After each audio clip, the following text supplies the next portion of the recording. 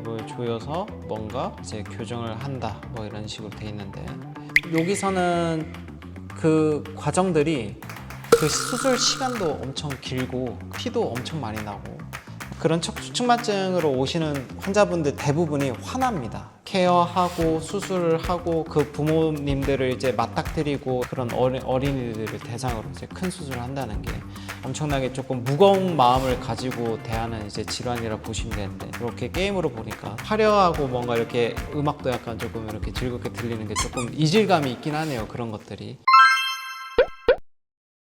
안녕하십니까, 가자연세병원의 척추정형외과 전문의 엄광식입니다. 오늘은 이제 척추측만증 수술을 직접 해보는 게임이란 게 있더라고요. 그래서 이제 환자분들께서 재미로 볼 수 있겠지만 실제 수술과 어떤 차이가 있는지 한번 전문 입장에서 하나씩 한번 살펴보도록 하겠습니다. 척추를 이제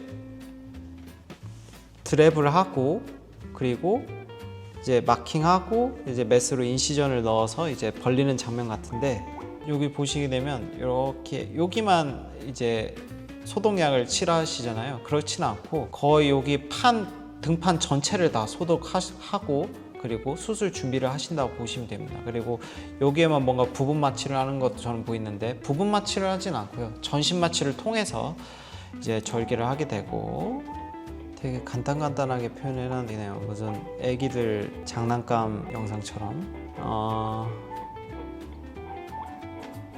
그래서 이게 벌리면은 이제 뼈가 나온다, 이렇게 딱 표현은 돼 있네요. 근데 뭐 하나 정도 이제 짚고 넘어가면, 환자분들 입장에서는 이렇게 칼 인시전하고 벌리면 이렇게 뼈가 이렇게 깨끗하게, 이렇게 진짜 깨끗하게 딱 나온다고 생각하는데, 실제 이제 척추측만증 수술 저도 한번 해보면 수술 부위가 엄청나게 큽니다. 보통 인시전 길이가 진짜 한 이 정도 됩니다. 그 인시전 길이를 줄여보려고 중간중간마다 이제 인시전을 이렇게 띄엄띄엄 하는 경우도 있는데, 이제 근육들을 이제 박리를 해서 이제 이렇게 뼈를 이렇게 노출시키는 데까지는 시간이 진짜 많이 걸립니다. 그래서 지금처럼 이제 딱 넣어서 딱 벌리면 깨끗하게 나온다, 이거는 아니고요.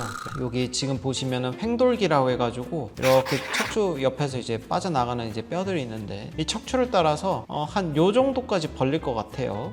좀 과한 설명인 것 같은데, 어쨌든 이런 식으로 이제 여기서 표현을 해놨고요. 뼈를 뚫네요.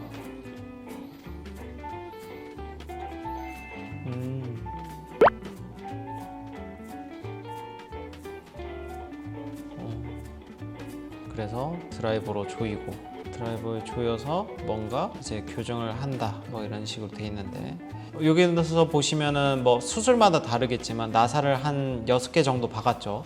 근데 대부분에 보시게 되면 나사를 흉추 뭐 보통 5번에서 요추 4번까지 진짜 많이 박습니다. 그 박는 시간만 해도 되게 엄청나고, 그리고 환자분들께서 좀 착각을 하시는 게, 허리가 이렇게 옆에서 봤을 때는 이렇게 휘었지만 또 앞뒤로 봤을 때는 환자분들 허리가 이렇게 휘어야 되는 게 반대로 휜 경우도 있어요. 그래서 이렇게 환자분들이 2D로만 이렇게 생각하셔서 요것만 교정해야 된다고 이제 생각을 하시는 경우도 있고, 이 게임에서도 보면 이렇게 2D로 이렇게 교정을 한다 생각하시면 되는데, 교정은 3D로 한다 이렇게 생각하시면 됩니다. 여기는 인공 디스크를 넣는 것도 이제 추가가 돼 있네요. 뭐 이런 것도 있을 수 있어요. 이렇게 되면 저는 점점 이제 돌아오네요. 그래서 닫고 바늘을 이제 꼬매게 되는데, 약도 발라주네요.